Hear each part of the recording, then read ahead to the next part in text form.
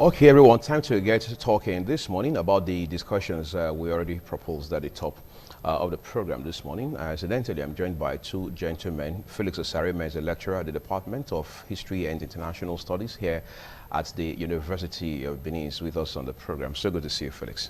Good morning, Oye. Yes, good morning. And then we're joined via Zoom from Houston, Texas, all the way from the United States this morning on the program as well. We're joined by Mahmoud, I should say, as a public affairs analyst, and he's also joining us to lend his voice to these very timely discussions that we're having on the program this morning. Ahmed, thank you for joining us, regardless of the time difference.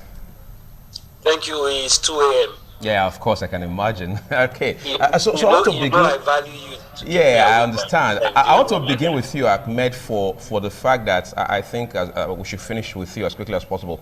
Hopefully, you can catch some sleep before you get back to the hustle, as they say. Okay. You and I had talked about insecurity here sometime last year on one or two occasions, right? Yes. But we do also understand that so much has happened, a lot has changed as far as that landscape is concerned in the last couple of months. What have been your major concerns regarding these developments as they have to do with insecurity in Nigeria today, even though you are far away from these shows? I think my prime concern is the sensationalization that the Nigerian press and population are giving to these issues of insecurity. While one cannot shy away from the fact that, yes, there is insecurity, but the reportage is so sensationalized that sometimes it takes having to sift through it to understand what is actually the truth. And a lot of times that doesn't come true immediately. Because you find that if you give some of these reports a few days and things start settling down, you start finding discordant tunes in the reporting, the story is not quite adding up, and so on and so forth. So I think, not taking away from the fact that there is a lot of insecurity, but we need to sharpen the reportage so that the information that we are passing out is accurate and doesn't lead to more problems than what it is trying to solve.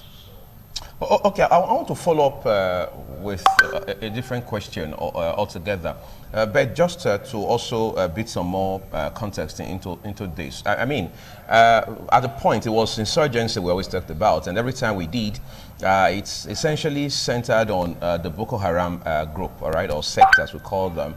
But today is about banditry, particularly when you look at it from the standpoint of the northwestern parts of the country. Look at Kaduna, for example. Barely 48 hours ago, we are told that an official of the only private university in that state had talked about how that 19 students had not been accounted for on account of the attack that took place on that campus at about 8:15, some people say 8:45 p.m.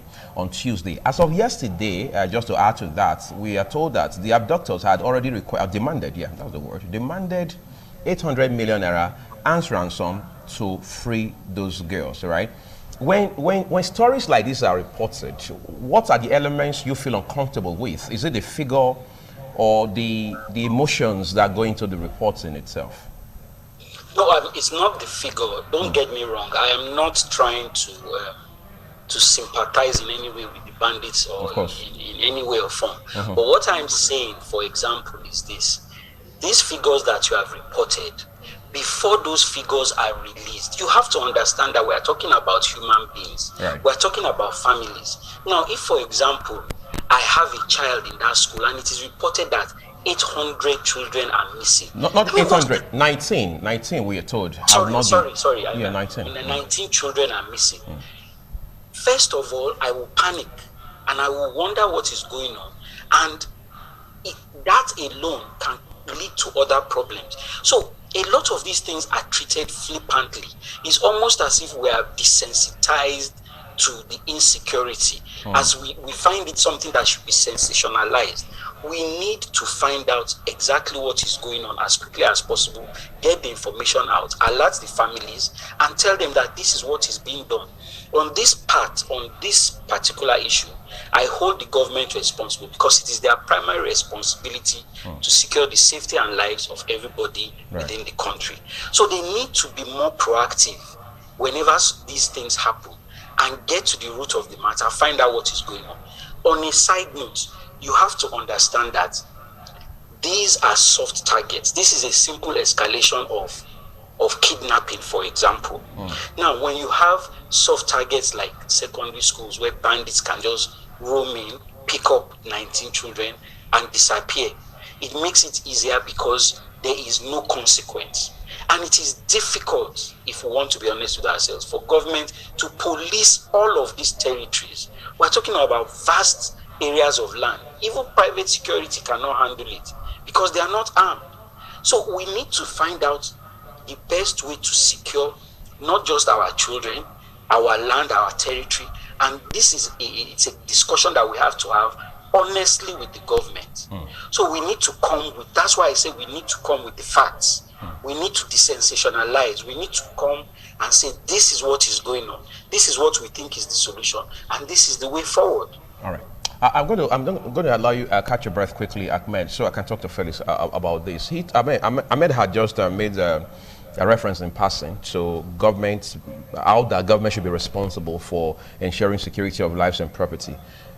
Talking about government, the Kaduna State Governor himself, Nasir El-Rufai, has continually talked about how that the idea of negotiating with bandits, it's counterproductive, because he believes that when you negotiate with them, what you're doing is you're encouraging banditry, you're encouraging insurgency, in fact, you're encouraging criminality all the way. But how many more options does the government really have at this point? Because we have seen state governments now telling us that, look, one way to go as far as the situation we are in is concerned is to negotiate with these people and then find peace ultimately. It's a sad day, so to speak. There is a cliche that came up. There's this cliche that came up towards the end of the 19th century. And as a student of history, we're told in class then that Europeans began to say, to express this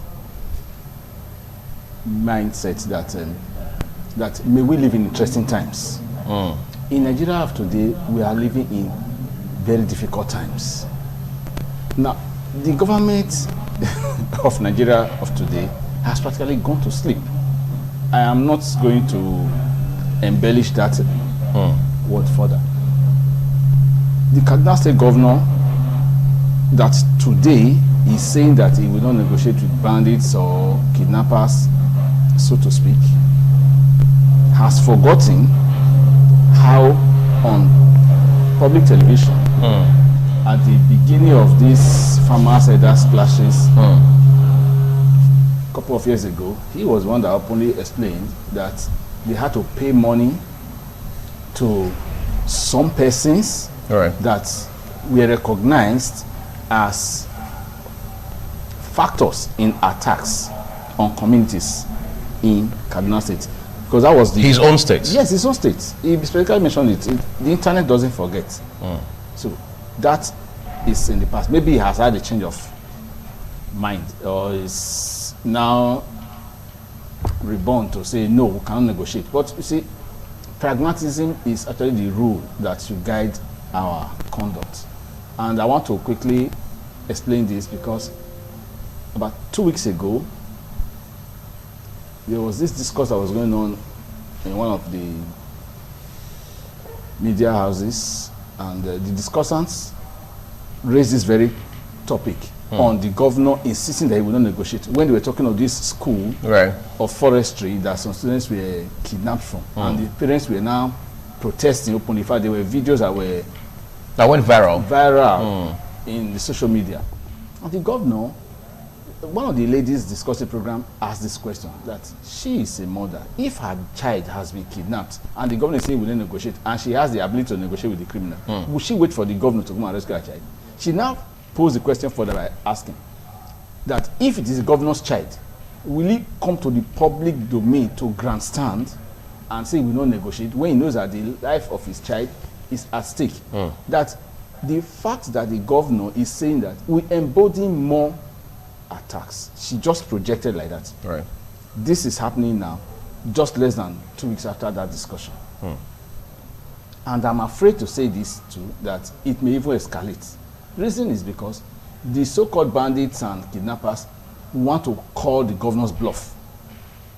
That is the danger. And they will likely go for sub-targets, not the governor's children, because they may not have access to them. In fact, from open talk now, we are hearing that Governor Rufai's son that was in public school has been withdrawn. The younger boy? Yes. They are saying now that he has not been in school since the beginning of last term, because we have just entered a new term. So if it is open education system he wants to practice, he should leave his child in public school. But we are being told now that the child has been removed. So that comes back to the one point. If the governor says there will be no negotiation with bandits or kidnappers, there is something wrong with that. You have to learn to walk the talk. It's not to say it, but to do it. What does he have in place? Have we suddenly restructured our security architecture? Have we started relying more on intelligence than the use of brute force? Have we started using proper intelligence gathering and dissemination of such amongst security agencies in the Nigeria? governor, I mean, Kaduna State Governor clearly states that, look, let's identify these criminal elements and, in his words, kill them. Is that pragmatic enough? It is part of what will happen, but that is not the kind of thing you expect a governor to say. Unfortunately, our public officers are not schooled in civility. So they go to the media houses, because they control such media houses most times, and say whatever comes to their mind first. It is sad that the governor will just say such a thing, but it's expressing element of frustration and pent-up anger. Now let me point out this. The governor should know that there is a legal process in the country. Every accused person is deemed innocent until his guilt has been proven. Even if you catch the person in the act, the person still reserves the right to express himself. Is that tenable given the peculiarity of this insecurity that we're dealing with? This is the problem with our reality today. We are trying to pretend that we want to have a sane society. I'm used to what we are trying to pretend. Then at the same time, we are going to the Obeshan state of nature where right is might. Sorry, might is right. Might is right, and it is he who is more powerful that dictates the tune. But that's why we have law. That's why we have legislation. It is the same public officers that never obey the law, that try to use the law to cajole the public, the majority, the masses, into obedience. If the governor says no negotiation, it's a good policy. How do you now follow up that policy? That's the question. And if the governor is not capable of giving a security vote to the security agencies in the state so that they can do their work well, then it's unfortunate, because he will not likely be a victim. Long ago, my mother used to tell me then that we should not begin to believe that the security agencies are for everybody, it's for the privileged. And that is what Marx said. Marx said the state is a creation of the rulership class to protect their own private property, but make it look as if it's for everybody. Nigeria is a study in abnormalities. The governor said so. What has the governor put down to justify that claim? Nothing. And as he has said it, more and more kidnappings are happening. Killings are going on. What has he done? He will go to the media and give a speech and send his condolences to the families that have been so affected, and it ends there. In some places, the governor will resign. If the governor wants to prove his point, he can say, no, I can no longer continue with this. It is immoral for him to continue to sit in the place where he cannot guarantee protection of lives and property. On this account, he has decided to step down. But we've not seen that happening. So it is funny and sad at the same time. And the victims are the ones that will bear the trauma. They will be in pain consistently. But that will not change the fact that this thing has not been addressed. So it's an escapist policy to say you will not negotiate. If you say you will not negotiate, which is a good thing in itself, how do you follow it up? What have you put in place? Have you suddenly recruited, even if it's just civilian informants? Right. Because these bandits, with all sense of modesty, are human beings. They are not spirits. They are not supernatural elements. They are human. They live with us. They eat. They relate with people.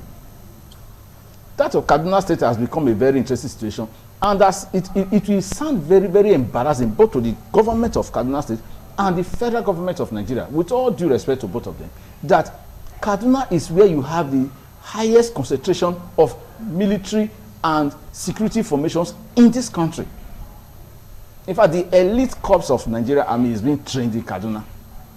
We have different policy institutions and other security bodies being developed and indoctrinated in Kaduna State. So it means, obviously, from what you're saying, that it's an interesting irony that the same Kaduna is a hotspot now. Embarrassing. I'm going to come back to you, Felix, in a bit. Let me talk to Ahmed again. Schools have become, to use the words of Felix here, soft spots now, all right, for these bandits, for these criminal elements across the country, especially up north. All right, some people say that's a curve, sadly, as far as insecurity is concerned in Nigeria, where schools have been attacked, that a point will come, particularly in the north, where parents will absolutely refuse to send their children to school because they are not guaranteed safety while they are at school. Are we doing enough to ensure that we nip this kind of development in the bud, Ahmed? I think we need to be a little bit more proactive in our reaction to this insecurity situation. We have to push the government to allow vigilante groups to be formed and to, as much as possible, involve the government in financing those vigilante groups. Right. Because it's a well-known fact that security comes from inside, and insecurity also comes from inside. People are not just going to target random. I mean, bandits will not just randomly go into a school and pick up children, 19 children, and leave. There is something that is missing. There is a link and there is a connection when these things happen. Right. So we've come to the point where we all need to, the government needs to drive a national reawakening, if you want to call it that, and say, look, enough of this is enough. And we need to set up either cells or groups or whatever kind of formations it is, and reinitiate this local policing thing.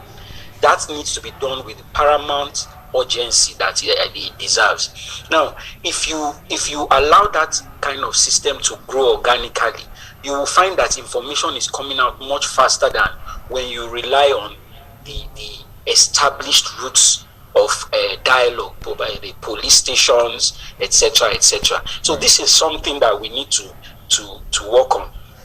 Also, we need to emphasize to the government that insecurity is something that affects everybody. And so, as much as possible, locals need to be involved in policing. So the cases where we have, for example, an Emeka somewhere in Zamfara as the DPO, it doesn't really make sense.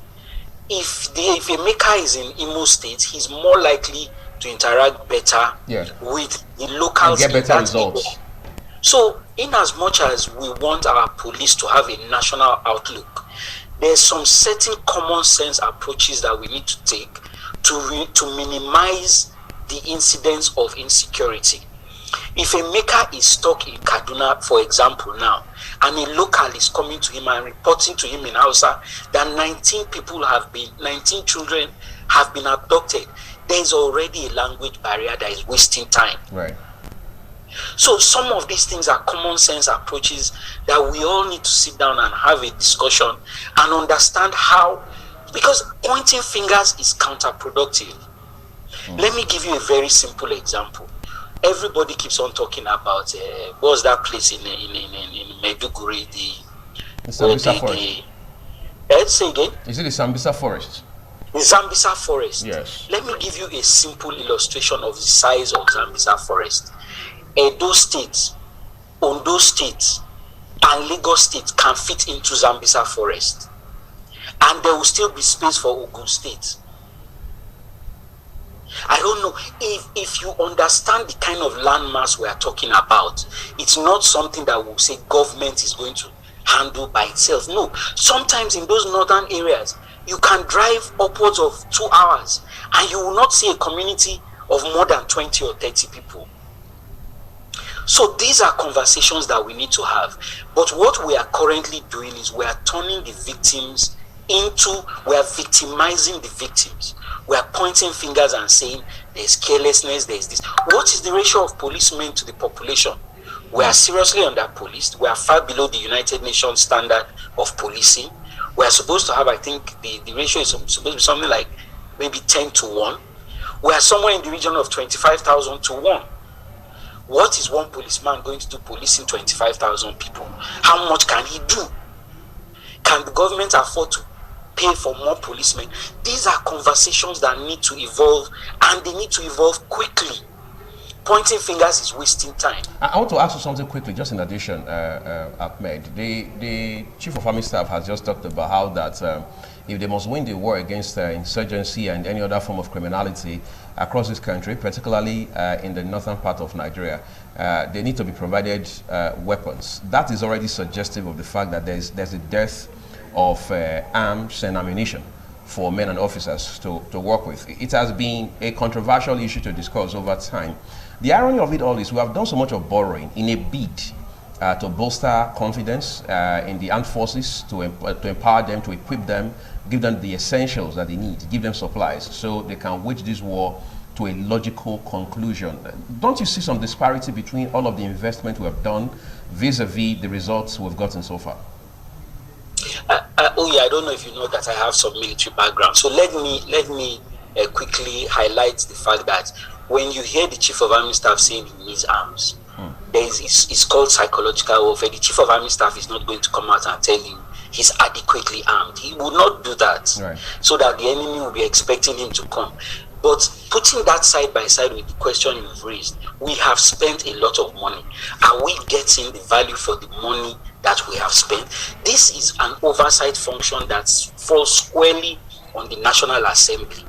The National Assembly, I'm aware, has started making investigations into the amount of money that has been spent, and if there is a commensurate procurement of weapons in that regard. Right.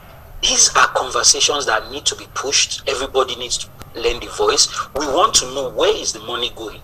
What kind of arms do we have? Is it sufficient? You cannot send a man to a war front and then you are only giving him 5 bullets with an enemy that is ready to kill him at any point in time. So I agree, we've spent a lot of money. I agree we may not be getting the value for the money, but we have to have a conversation that allows everybody to come and account for their own role in this insurgency. Now, this is my own suggestion.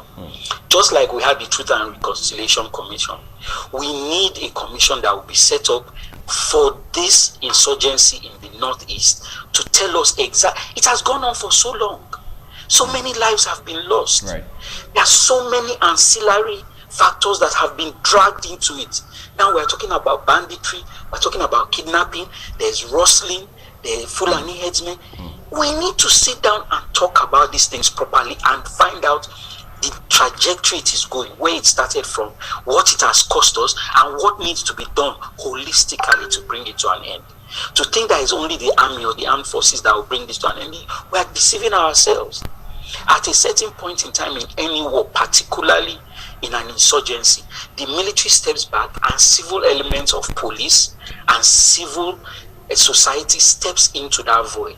But as long as those places are not suitable for civil elements of society to take over, you will keep on having this back and forth where the army takes it, the insurgents come back and take it. At this point in time, the police should be taking over in Maiduguri and the environs. Resettlement is not the work of the military. They are ill-suited for that job. They should now have left all that place and then move forward to further push the insurgents back. So these are the things that we need to be talking about. Okay, thank you, Ahmed. I also felt I should bring in that point. I mean, you just talked about back and forth between the police and the army a while ago. We understand that in light of the kidnapping that happened at the private university, Greenfield University in Kaduna on Tuesday evening, there's now bickering back and forth between the army and the police. The army allegedly saying that they actually midwifed that operation that minimized the damage that could have been done, and then not being pleased with the fact that the police allegedly are now taking glory, so to speak, for how they were able to manage that situation to cut it down to its barest. But I'll let you catch your breath quickly now so I can talk to Felix. There's now an economic element, very strong one, in all of these crimes that we've been talking about the whole time. And some persons say that's an indication that it's going to be a hard nut to crack. How much of that do you share? Let's go back to Governor Nasir El-Rufai, who mentioned some time ago, while he was talking about this issue of not negotiating with bandits, that the cattle herdsman, the herdsman who has been used to selling one cow, who gets maybe 100,000, has now left that venture due to one or two disruptions. He has got himself involved in banditry, and they've made some good money. They have now collected 20 to 30 million. That will do as that kind of person to return back to cattle rearing easily, and will the person agree, having tasted the good life, and seeing that he can easily pick somebody from the highway, then collect ransom, and continue to live that life. Right. You see, the whole thing comes down to this point. There is no consequence for mischief in this country. It's a top-down situation. Right from those who are in charge of the management of this corporate entity called Nigeria, who do not see themselves as accountable to the public, to the populace, it has now trickled down. So somewhere along the line, a man that you know was maybe hawking groundnut and sugarcane, or hawking slippers and used clothes, overnight he puts up a mansion. He invites people. They go and celebrate with him. Nobody asks this question: where did you become so rich? How did it happen overnight? So nobody is worried. Just as Nigerians will jokingly say, as word on the street with me, that if you didn't ask why I was poor, you cannot ask how I suddenly became wealthy. Right. Now, for this fact, in the voice of the Malaye, if you want to investigate the source of my wealth, you first of all, my poverty. The source of my poverty. Okay. Well, that is inverted logic. It is not, that is self-serving, any which we look at it. Right. What is wrong remains wrong, no matter how many persons participate in it. What is right remains right, whether people accept it or not. So this is where we are very funny as a country. Crime has become the biggest industry in Nigeria today. Whether it is white-collar crime, the one we call corruption, the one we call internet scam, the one we call bank fraud, all those ones that they do through technologically devised means, or the ones to use brute force, extortion on the road, community extortion, government licensing certain persons to become entities unto this, and laws that do not respond to public interest. In all, there's an economic motive. Now, the person that is a thief is happy to look for what has been stolen. Will you ever find it? No. If this thing was nipped in the bud with all severity, because the governor is saying if you catch people today, shoot them, kill them, that will no longer be a solution. Because the same person that you are going to ask to go and arrest them has been so popularized by the same government that the security agencies, sometimes I wonder how they maintain their sanity, and they are armed. You are arming policemen and soldiers to go and work, to be very, very sane and organized and diligent, yet you don't pay them well. They are not properly accommodated, and you want the best from them. That is a miracle you are asking for. In the same wise, those ones that have been so empowered, sometimes they will ask themselves, because they are human, they will ask, what am I getting for all this risk I'm taking? Right. There's no insurance policy, there's no protection, and if anything happens to any security personnel in active service and he loses his life, the family is thrown out of the barracks. I'm talking of those who have been given the responsibility of protecting society. Those who plan and direct policies, they are better provided for. So right now in Nigeria of today, poverty has been weaponized. And when we weaponize poverty, people begin to react in the natural state of thinking, every man for himself, God for us all. And that is why you find that once something starts and there is no immediate response to disrupt it, to stop it from taking on a life of its own, it becomes very difficult to address subsequently. Because even today, you arrest certain persons, you are not even sure that when you get there to police station, anything will happen. Even if they get from police station to the court, you are not even sure, because it appears as if since today that the word now is, if you have the means or the connection, you can get it with anything. People brag on this road in Nigeria, say, I will kill you, nothing will happen. I will spend money on you. You see, that is a society where we've lost that humanity, that sense of civility. If the laws are functional, if the police system is effective, criminality and corruption will drop to its barest minimum. There is no society that is totally free of crime. In Nigeria, we are dealing mostly with economically motivated crimes and criminality. In most developed parts of the world, they are not poor, they are not hungry. Most of the time, their crimes are pathological and psychological. So there are crimes that people now commit, now wonder what is wrong with you, everything is okay with you. So the person just wants to get this high, or is psychological, is psychotic. So that one becomes a more difficult matter to manage. But in our own part of the world, it is still this push to become somebody, to be comfortable. That's the motivating consideration. And if those things can be handled, if you provide enough welfare and you close the gap between the rural and the urban centers, because even in our conceptualization of security, we are very urban. We don't consider people in rural areas. Most of the bandits, where do they operate from? They move people from the city to the same rural area that we have run away from. Now, this rural-urban drift, we didn't address that as something. We say it's for those people. You know, Nigeria is two publics, the public of the privileged and the larger public of the underprivileged majority. So it's so funny and sad that that is where we are today. So those things we wish we never took them serious. And we have this kind of leadership that will actually be considered, that they should be considered as rulers, that look down scornfully on the very people that provide for their support and their sustenance. That is why you now find that even when you issue a directive sometimes, the very persons you sent, they will tell you, okay, I've heard, but they will not carry it out. Go at a point, you are even afraid of them. You know that they can unleash anything on you. So, talking of crimes becoming very economic in Nigeria, it is the way we have constructed our society that the crimes have now become. Just before we wrap up this first discussion, Felix, I just want us to look at this angle. It is difficult as it stands today. It's been like that for a couple of weeks now to talk about insecurity in Nigeria, or the efforts being made to address insecurity without appreciating an element now, for want of better words, which is the presence of Dr. Pantami, the Honorable Minister of Communications and Digital Economy. How that he has been videos of him everywhere on social media, even on traditional media, about how that he had shown sympathy in very significant ways for deadly terror groups, including the Taliban, for example, then back at home, the Boko Haram, Al-Qaeda, and so on and so forth. And people are saying, look, yes, the man has apologized. In fact, the man has come out to say, I didn't know any better at that time. I was a much younger person. I've renounced and denounced all of those methods and beliefs and so on and so forth. And then you now have Nigerians in their numbers saying, look, one of two things must happen going forward.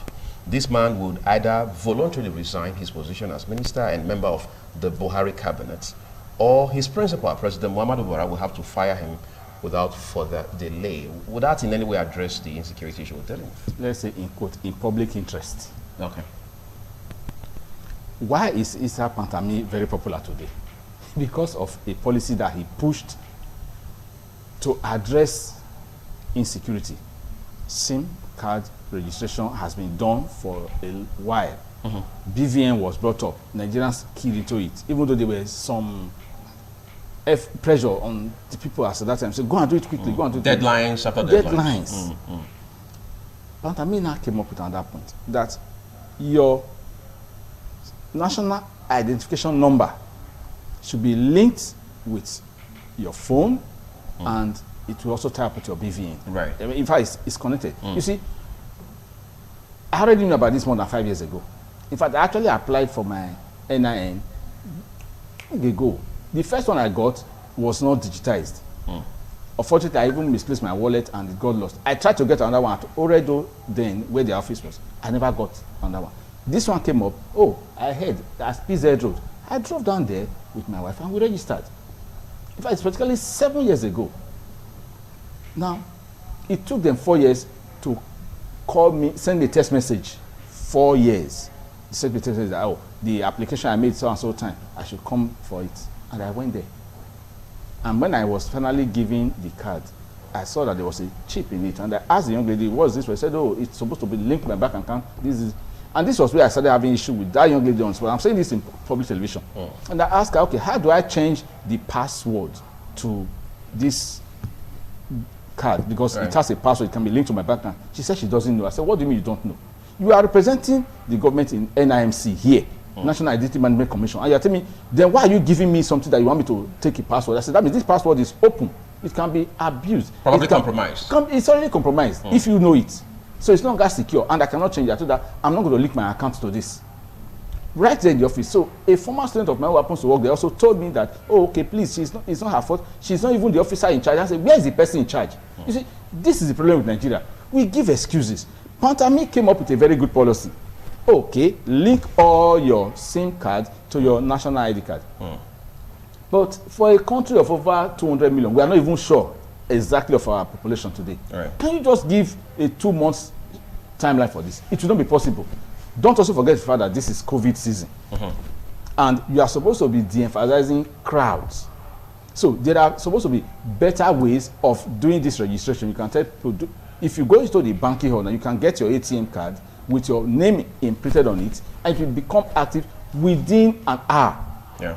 You can go to that medium. If you have BVN, your national identification number is also part of your BVN. You can use that method. You don't need to force people into a corner and say, if you don't do this within a particular time, to the extent that people have to go to court to get court injunction to insist that, yes, this is a good policy, but you need to give us long time to key into it. We have very elderly persons who are in the villages. Are there registration centers in the villages? Are there registration centers outside the urban areas? Nigeria is so urban in reasoning. We forget that majority of our people do not even live in the urban centers. But because we are urbanized, we believe that everything is okay once it's okay with us. That is wrong. Pantami became popular because of this policy. And because he pushed people, as you say, when you push the goat to the wall, the goat that doesn't bite can turn back and use his horns to butt you out of the way. That's why Pantami became an object. Now, what he would have brought up as a very good measure of curtailing insecurity, because if you register your SIM card, it's linked to your national ID card number, national identity number, then it's linked possibly with your BVN. We can know who is moving money from where to where. We can know who is making call from where to where. Even, let's just say, recently, from the few instances that we have read now about kidnapping recently, they don't even use their own numbers anymore. They use the victim's number to now call for negotiation to stop that capacity to even track. I just want us to quickly take a look at a different issue altogether.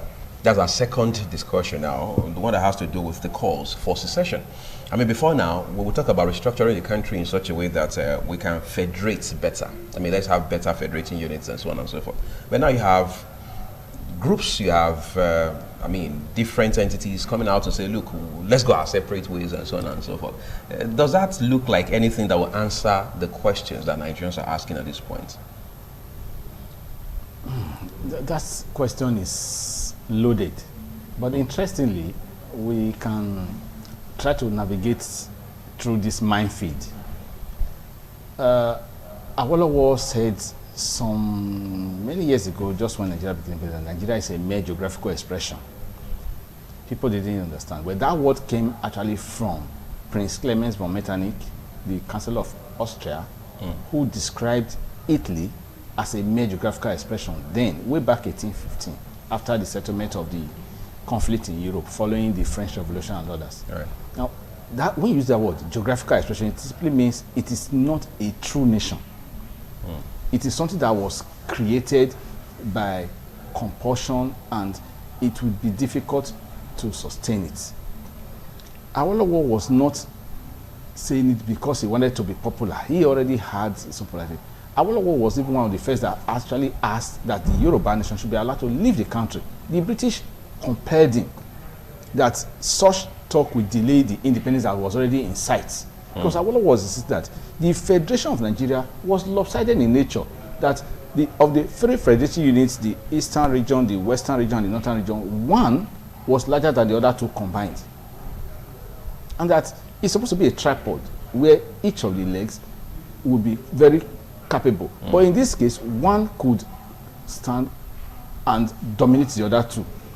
To also make it worse, as at that time, the British had given the Federal House of Representatives more than half of the seats to the northern region. So there will be no way you can have any policy or the legislation without carrying the northern region along. Yet that northern region at that time was educationally underdeveloped. The western region and the eastern region were far ahead of their time, doing very well. Now you are giving more than half of the power to a particular area that was, let me use the word, backwards. That is why Nigeria has been the way it is. The British created this problem. We could have also solved the problem by looking at our internal challenges and say, okay, we want to be a nation. Because nationalism is the desire of a group of people who have common history, common culture, common environment. That's they are contiguous. Right. Then they also have what is very important, a common aspiration to live together as a group and believe that their future will be better guaranteed if they are together. Are these elements present in Nigeria today? If these elements are not present, why is it very, very critical? Why is it so loud now? Why is this discordant tune today that people are now saying we must go our separate ways? Because the way the government of the day has managed the situation, Nigeria has not just started having problems. The present administration has made a big mess of mismanagement of the country. Mismanagement has almost become normal in Nigeria, but this is a celebrated case that has become so appalling that even from within and outside the country, people are beginning to ask, how are you even coping and existing as a country? So when you hear of IPOB, hear of Oduduwa movement and OPC and the rest, you won't blame them. If the center that has arrogated so much power to itself, because Nigeria is the funniest kind of federal system you can see. If I say unity federalism, it is militarized in nature, where the center controls so much, where the center really does little or nothing. And in a true federation, the center should be involved in services like foreign affairs, currency, and national security. Leave the rest to the cooperating units. The federating units provide most of the resources. That was the way Nigeria was up to 1963, when we moved to the Republican Constitution. And just before 66, when the first coup happened, Nigeria was already looking at that point. Then the Eastern region could have its own foreign affairs, Western region could have, Northern region could also have. But today, in pretending that we are advancing, we are actually running backwards. But we are in motion. And this is the funny part. All motion, no positive movement. When you now hear of young men, they have every reason to be angry. They are victims of a bad government and a bad society. They did not create these problems. And that is why it sounds very funny, because the same generation of people who have been in government, because if you look at this country very well, these people that are in power today, most of them were already in power from independence, or at least immediately after independence. They've not even done anything good. They've not actually moved us to the place we need to be, not where we want to be. Because there's a big distinction. Where we want to be may be very, very close, but where we need to be is farther down the road. Have they made every effort in patriotic sense to move this country forward? Nigeria has been bereft of visionary leadership. What we have are leaders who tend to see the country as their own property. So expropriation and building castles and grandiose lifestyle is what they have been celebrating. I'm afraid Felix is sorry, man. That's the much you can talk about this morning. But I'd like to thank you especially for coming to help us make sense of these two discussions on the program. And I hope you enjoy the rest of your day. Thank you very much. We'll take a quick break at this point. We're back shortly to conclude TMI this Thursday. Stay with me.